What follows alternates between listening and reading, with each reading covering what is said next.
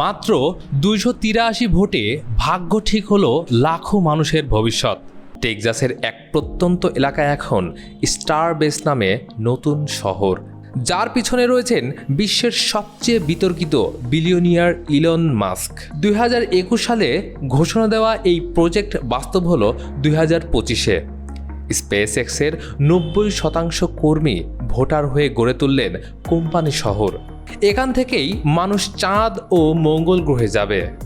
আর মাস্কের স্বপ্ন পূরণে তৈরি হচ্ছে পৃথিবীর প্রথম স্পেস স্পোর্ট সিটি। 2045 সালের মধ্যে মঙ্গলে 10 লাখ মানুষ পাঠানোর লক্ষ্য মাস্কের। প্রতি স্টারশিপে যাবে 100 জন যাত্রী, তৈরি হবে গম্বুজাকৃতির শহর। কিন্তু সমস্যা, মঙ্গলের বাতাসে 96% কার্বন ডাইঅক্সাইড, তাপমাত্রা -63 ডিগ্রি। ডাক্তাররা এখনও নিশ্চিত নন সেখানে মানব প্রজনন সম্ভব কিনা। স্থানীয়দের অভিযোগ, স্টারবেস এখন মাস্কের ব্যক্তিগত খেলাঘর। লঞ্চের সময় বন্ধ হবে জনপ্রিয় বোকা চিকা বিচ, বাড়বে বায়ু দূষণ। প্রতি বছর 5টির বদলে 25টি রকেট উৎক্ষেপণের চাপে পড়বে ইকোসিস্টেম। মাস্কের সাম্রাজ্য এখন টেসলা, স্পেস এক্স, স্টারলিংকের জালে জড়ানো। স্টারবেস হবে এর হাব, যেখানে রোবট বানানো থেকে শুরু করে রকেট ফুয়েলিং সবই হবে একই ছাদের নিচে।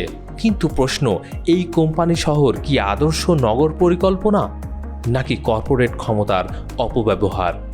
মাস্ক বলেছেন মানুষকে হতে হবে মাল্টিপ্ল্যানেটারি স্পিসিজ, কিন্তু স্টারবেসের এই মডেল কি ভবিষ্যতের শহরগুলোর জন্য আদর্শ, নাকি এটা শুধুই এক বিলিয়নিয়ারের মহাকাশীয় খেয়াল? আপনার মন্তব্য জানান। মানবজাতির ভবিষ্যৎ কি মঙ্গলে, নাকি পৃথিবীকে বাঁচাতেই বেশি জরুরি? এই ভিডিওটি শেয়ার করুন, আলোচনায় যুক্ত হন, কারণ আজকের স্টারবেসই হয়তো আগামী শতাব্দীর মানব সভ্যতার রূপরেখা ঠিক করে দেবে।